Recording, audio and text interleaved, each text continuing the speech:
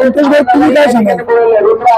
रामकृष्ण हरी, जशी बातमी आम्हाला कळाली सुरेश भाऊंना आम्ही फोन केला आणि आम्ही ठरवलं पहिलं आपण विठोबाचं जाऊन दर्शन घेऊया, कारण कुठल्याही आनंदाची सुरुवात ही देवदर्शनाने झाली पाहिजे असं आम्ही या ठिकाणी आलो. गेले 1-1.5 महिना झाला मी माझ्याप्रमाणे माझ्या पद्धतीने तालुक्यामध्ये जेवढी जागृती करता येईल तेवढी जागृती करण्याचा प्रयत्न केला. काही गोष्टी मी सुरेश भाऊला समजून सांगितल्या आणि मुलांचं शिक्षण किती महत्त्वाचं आहे मी पालक म्हणून याच्यामध्ये वास्तविक खरं लक्ष घातलं. माझाही मुलगा आता 11वीला आहे. जर मुलांना 2-2 वर्षात आपल्याला 10-12 लाख रुपये 11वी 12ला खर्च येतो आणि तो खर्चही येऊन द्या गोरगरीब माणसाने कुठून करायचा, पण ते करू द्या. पण जर पेपर फुटले तर तो मुलगा डिप्रेशन झाल्यावरती पालकांनी काय करायचं? एक पालक म्हणून मला याचं टेन्शन आलं. म्हणून या प्रक्रियेमध्ये मी उतरलो. मी प्रामाणिकपणे सांगू इच्छितो, आम्ही जी भूमिका घेतली ही कुठल्याही पक्षाच्या विरुद्ध नाही आणि कुठल्याही पक्षाच्या समर्थनात नाही. ही व्यवस्था परिवर्तनाची लढाई होती हे लक्षात घ्यावं. त्यामुळे डोक्यामध्ये राजकारण कोणी ठेवू नये, कारण की आज भारताच्या इतिहासामध्ये ही पहिली घटना घडली का विद्यार्थ्यांनी एवढं मोठं ऐतिहासिक आंदोलन घडवलं आणि एवढ्या मोठ्या सरकारच्या विरुद्ध लढा देऊन हा विद्यार्थ्यांचा विजय झाला आहे. भविष्यामध्ये वाणीसाहेब मी 3 महिन्यापूर्वी एक माहिती देते आणि तुम्हाला भविष्य कधी कधी माझ्या भविष्याने खरी ठरते, तेव्हा ती माझ्या भविष्याने खरी ठरली काय देशात क्रांती काढणार आहे.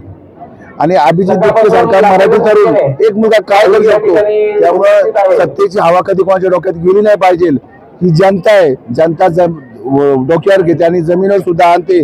त्यामुळे मला एक गोष्टीची यात खंतही वाटली की जुन्नर तालुक्यामध्ये ज्यावेळेस हा प्रश्न अगदी देश लेवलला गेला तर सगळ्याच पक्षातले नेते त्यांनी वास्तविक ही भूमिका यांनी स्पष्ट करायला पाहिजे होती तालुक्यामध्ये सुद्धा की यांची भूमिका काय या विद्यार्थ्यांची. का तुम्ही राजकारण तुमच्या डोक्यामध्ये असणार, तुम्ही या मुलांविषयी काय विचार करणार, हीच मुलं तुम्हाला मतदान करतात. त्यांच्यासाठी खरं वास्तविक ह्या सगळ्या मोठमोठ्या नेत्यांनी सगळ्याच पक्षाच्या मी त्यांचा सगळ्यांचा आदर करतो, पण तुम्ही भूमिका का स्पष्ट करताय? तुम्हाला तुमचे राजकारण पडले, मग तुम्हाला विद्यार्थी नको. मतं ज्यावेळेस पाहिलं असेल त्यावेळेस मात्र तुम्ही विद्यार्थ्यांना म्हणणार का आम्ही विद्यार्थ्यांचं पाहणार, तुम्ही त्यांचा वाढदिवसाचा फोटो स्टेटसला ठेवणार, सगळ्या दावाला दाखवणार आणि मात्र त्यांच्या वेळ आल्यावरती लोक हुशार आहेत, मुलं हुशार आहेत, त्यांना सगळं राजकारण कळतंय. बाबांनो ह्या देश याच्या काळात मी पाठीमाग भविष्याने मी काय सुरेश भाऊला सांगितलं होतं, साक्षी देवाच्या जरा सांगतो की मी सुरेश भाऊला सांगितलं होतं का उद्या राजीनामा होणार. आणि माझे एक मित्र आहेत जमीन कागदी, त्यांना तुम्ही एकदा विचारला की त्यांना चॅलेंज केलं की उद्या राजीनामा होणार. परमेश्वर कृपेने कधी कधी मी सहज बोलतो आणि ते सहज शक्य होतं, तर ते आज झालं 5 लोकांच्या आशीर्वादाने. प्रश्न हा कोणाला हरवण्याचा नाही, प्रश्न मुलांच्या भविष्याचा आहे. आणि छत्रपती शिवरायांचे मावळे जर महाराष्ट्रातून दिल्लीमध्ये जर लढायला गेले नाही तर आपल्याला मान खाली घालायला लागेल. आपण महाराष्ट्राला काय उत्तर देणार? या सगळ्या प्रकरणामुळे आज जगामध्ये देशाला आपली किंमत भोगायला लागते. संपूर्ण जग बघते काय परिस्थिती करते आपल्या याच्यामध्ये. आपली किंमत देशाची कमी होते, विद्यार्थ्यांवरती लाठीचार्ज होतोय. हा ही सुरुवात आहे. मी वाणीसाहेब तुम्हाला आजच सांगतो या देशामध्ये भविष्यामध्ये फार मोठी क्रांती होणार आणि हा देश तरुण ताब्यात घेणार. हा देश तरुण ताब्यात घेणार. आणि मला या ठिकाणी एवढंच सांगायचंय, बाबांना आमच्या राजकारण नाहीये, राजकारणाच्या लढाई या राजकारणाच्या होतील, पण आज आपण ह्या तरुणांविषयी जागृत राहिलं पाहिजे. तरुण फार हुशार झाले आहेत, तो राजकीय नेत्यांना पक्क्या ओळखलेले आहेत. या सगळ्या यांच्या ज्या संघटना आहेत ना, या काय देवाणघेवाण संघटना आहे, ज्या सगळ्यांच्या काय संघटना राहिल्या, कुठले पक्ष राहिले नाही. पण आज आनंदाचा दिवस आहे. मी अभिजित दिपकेंचं मनापासून अभिनंदन करतो. त्या महाराष्ट्राच्या वाघाने दिल्लीच्या तख्त्यावरती जुना इतिहास आठवला आणि लढला आणि जिंकला. जे विरोधी पक्षाला जमलं नाही, पण विरोधी पक्षाचाही आभार मानलं पाहिजे, त्यांनी मदत केली. याच्यामध्ये राजकारणामध्ये जो तो पक्ष फायदा घेत असतो. ज्यावेळेस अण्णांचं जंतर मंतरमध्ये आंदोलन झालं त्यावेळेस विरोधी पक्षांनी फायदा घेतला की, त्यामुळे उगाच त्याचं काही कोणी भाऊ करू नये. जो तो आपला राजकीय पोळू शकतो, पण त्यातही काही वाईट नाही. मला या ठिकाणी एवढंच म्हणायचं आहे की भविष्यामध्ये तरुणांना कोणी गृहीत धरू नका. हे सगळं भ्रष्टाचार थांबणार, लढाया होणार आणि तरुण जिंकणार. मी सगळ्यांचं मनपूर्वक संपूर्ण महाराष्ट्राचं देशाचं अभिनंदन करतो. धन्यवाद. अभिषेक दिपके यांना अतिशय चांगलं यश मिळालेलं आहे, तुम्ही सहभागी झालेला. तुमचं पुढचं मिशन काय असेल? आमचं पुढचं मिशन एकच आहे, व्यवस्था परिवर्तन.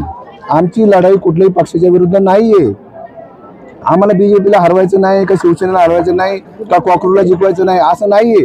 आमचं म्हणणं ही जी घाणेरडी व्यवस्था आहे हिचं परिवर्तन झालं पाहिजे, ह्याच्यात चांगली लोक आली पाहिजे. त्यासाठी आम्हाला काय करता येईल तो आम्ही लढा उभं करू. सामान्य माणसं असं म्हणतात ईव्हीएम मशीन नको, बॅलेट पेपर मतदान हवं. हा विषय हातामध्ये घेणार.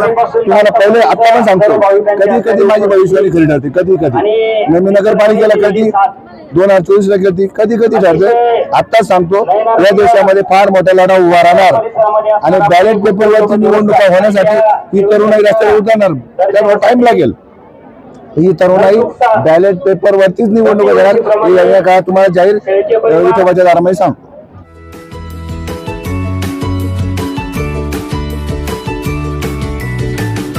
बातम्या शेतीच्या, बातम्या मातीच्या, बातम्या अन्यायाच्या, गुन्हेगारीच्या,